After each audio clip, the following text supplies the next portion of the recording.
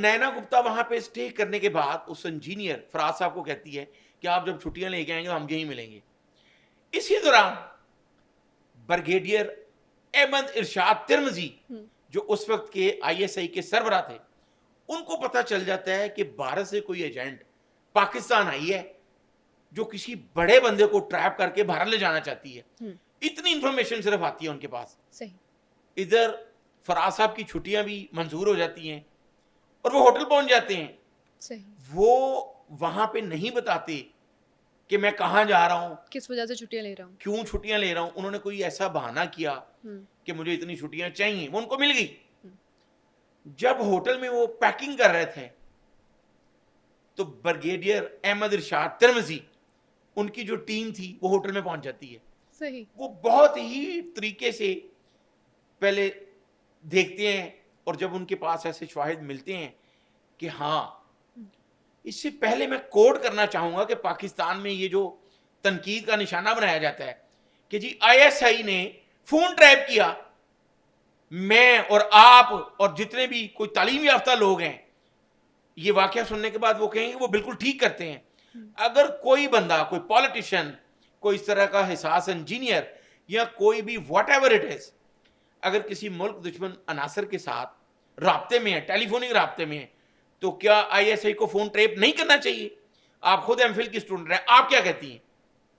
इस सिचुएशन में करना चाहिए, बिल्कुल करना चाहिए। वो उनके फोन ट्रैप किए, उनकी कॉल्स ट्रेस हुई। इस दौरान उस इंजीनियर फराज को नहीं बताया गया कि हम तुम्हें ट्रेस, उनको पता चल गया। और वो कैसे पता चला? देखें, आईएसआई जितना बारीक बिनी से काम कर रही है, यही पाकिस्तान की बकाया, और आज पाकिस्तान एग्जिस्ट कर रहा है दुनिया पे, नक्शे पे। सही। उन्होंने उस इंजीनियर की छुट्टी से ये आइडिया किया कि ये अचानक कहाँ गायब होने लगा है।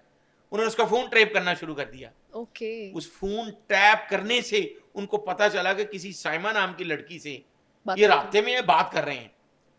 और जब उनको इसी टेलीफोन कॉल से पता चला कि ये तो इंडिया जाने वाला है, तो फिर वो वहां पहुंच गए, होटल पहुंच गए। फिर जब बाकायदा तफ्तीश की गई तो फिर फराज साहब को बताया गया कि जनाब ये साइमा नहीं, नैना गुप्ता है, और आप कहाँ जा रहे हैं?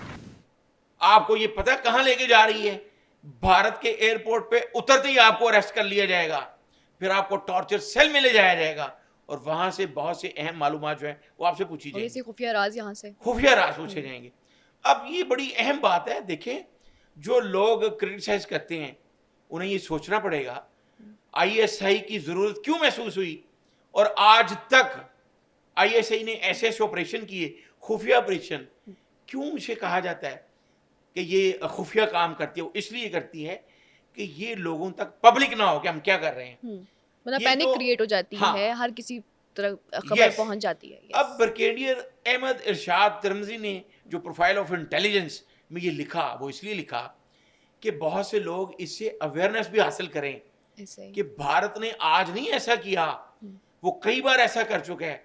उनके पास बेशुमार ऐसे वो लोग मौजूद हैं जो इस तरह के हरकतें करके भी लोगों को ट्रैप करती हैं। हमारे कई पॉलिटिशियंस को ट्रैप करने की कोशिश की गई, वो हम किसी और दिन बात करेंगे। अब देखें कि भारत का जो सफारत खाना है, वो उसमें कई लोग शामिल होते हैं जो इस तरह के लोगों को सपोर्ट कर रहे होते हैं। अच्छा, जब वो होटल पहुंचे तो नैना गुप्ता को वहां से गिरफ्तार कर लिया गया। नैना गुप्ता को वहां से हिरासत में लिया गया और उससे जब तफ्तीश की गई और उसको ये कहा गया कि आप खुद बता दो सारी बात फराज साहब के सामने, जो हमारे इंजीनियर छुट्टी लेके आए हैं। उनका तो हार्ट ब्रेक हुआ होगा बहुत बुरा। समझ आ गई कि मुझे अब जो है वो आईएसआई ने पकड़ लिया है, तो अब मुझे मैं कुछ भी नहीं, झूठ नहीं बोल। फिर उसने बताया कि मुझे कहाँ पे ट्रेनिंग दी गई। फिर दौरान इंटेरोगेशन नैना गुप्ता ने ही बताया कि रॉ ने और भी कई लड़कियां तैयार की हुई हैं इंडिया में इसी तरह के कामों के लिए, ना सिर्फ पाकिस्तान बल्कि और भी ममालिक में भिजवाने के लिए। अब दूसरी जंग अजीम में भारत की कई मशहूर औरतें ऐसी जो जासूस बन के गईं, उन्होंने बड़ा अहम रोल अदा किया, तो वो भी हम किसी दिन डिस्कस करेंगे। माता हरी जो है वो बहुत बड़ा नाम है, वो हम डिस्कस करेंगे। लेकिन उसके बाद में अंजाम पूछना चाह रही, नैना गुप्ता को सजा हुई? नैना गुप्ता को अरेस्ट किया गया, उसको बाकायदा जाहिर है कानून के मुताबिक जो है वो उसको सजा भी मिली, लेकिन उस इंजीनियर को भी जो है वो सजा दी गई। کہ آپ نے اتنے حساس جگہ پہ کام کرتے ہوئے بغیر کچھ سوچے سمجھے اس کے کہنے پہ چھٹی لی.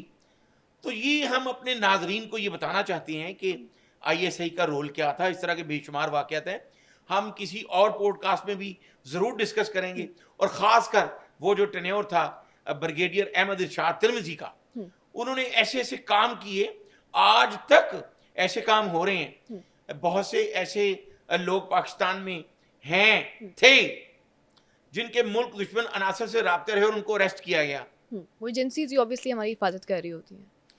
جویریہ دیکھیں, اگر اس وقت پوری دنیا میں موساد جو اسرائیلی ایجنسی ہے, موساد, اس کا بہت بڑا نیٹ ورک ہے, اور وہ کیسے کامیاب ہے. میں یہ چاہتا ہوں کہ اپنے ناظرین کو یہ بھی بتاؤں, اگر وہاں پہ کوئی فروٹ فروش ہے, ایک مثال دے رہا ہوں, تو وہ بھی یہ چاہتا ہے کہ میں آج موساد کے لیے کچھ کروں.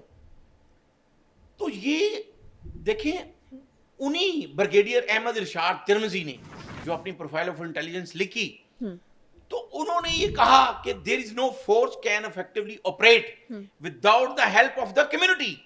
تو یہ بات ثابت ہوتی ہے کہ جب تک ہمارے شہریوں میں یہ احساس نہیں ہوگا کہ ہم نے اپنی اس طرح کی ایجنسیز کو پروموٹ کرنا ہے, سپورٹ کرنا ہے, ان کی آنکھ اور کان بن کے ہم نے دیکھنا ہے. ہمارے جو ارد گرد کے لوگ ہیں, جیسے میں ایک مثال دیتا ہوں, ہمارے دوست ہیں ایک سی سی پی او رہے ہیں لاہور میں, پرویز راٹھور, انہوں نے یہ برملا کہا, اور انہوں نے کہا کہ ہم نے 80% جو جرائم پیشہ لوگ ہیں وہ شہریوں کی مدد سے پکڑے ہیں, لیکن 20% کچھ پولیس میں ایسے بھی لوگ ہیں جو شہریوں میں احساس تحفظ کی بجائے, کمیونٹی پولیسنگ کی بجائے, وہ پولیس کا امیج جو ہے وہ خراب کرتے ہیں, خراب کر رہے ہیں, جس کی وجہ سے شہری جو ہے ان کی مدد کرنے کے لیے تیار نہیں اور ہوتے. دیکھیں ایک آدھ ایسا واقعہ ہو جائے نا اگر نیگیٹو, تب شہریوں کا جو تاثر ہے وہ بدل جاتا ہے. وہ یہی سمجھتے ہیں کہ جو اس طرح کے ادارے ہیں یہ ہمارے لیے نہیں, ہماری سیکیورٹی کے لیے نہیں. لیکن جویریہ, ایسا اب نہیں یہ ہونا ہمارے پاس جو پلیٹ فارم ہے, اب میں پھر واقعہ کوڈ کروں گا کہ ہٹلر نے کیا کیا تھا دوسری جنگ عظیم میں. جب اس نے دیکھا کہ میری پوری قوم وہ ڈر گئی ہے, خوف زدہ ہو گئی ہے,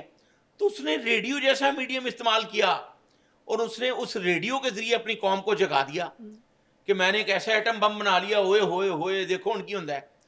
تو اس میں اس نے ریڈیو کا میڈیم پازیٹیو استعمال کر کے اپنی قوم کو جگایا. آج جو سوشل میڈیا کا دور ہے, جو لوگ پوڈ کاسٹ کرتے ہیں, جو وی لاگر ہیں, ان کو یہ چاہیے کہ پاکستان کی بقا کے لیے بھی کام کریں. بالکل ایسا ہی. سوشل میڈیا ایک اتنا اہم رول ادا کر سکتا ہے. آپ کو یاد ہوگا پچھلے دنوں میں برطانیہ میں نسلی فسادات شروع ہوئے. وہ لاہور ڈیفنس کا ایک لڑکا تھا جس نے وہ صرف ویوز کے لیے, پیسے کے لیے, وہ ایک غلط کنٹینٹ ڈالا اور اس کو وائرل کروایا جان بوجھ کر برطانیہ میں. وہاں کے پرائم منسٹر کو مسجدوں میں آنا پڑا ایک کنٹینٹ کی وجہ سے. تو یہ ایک مثال بھی بنائی جا سکتی ہے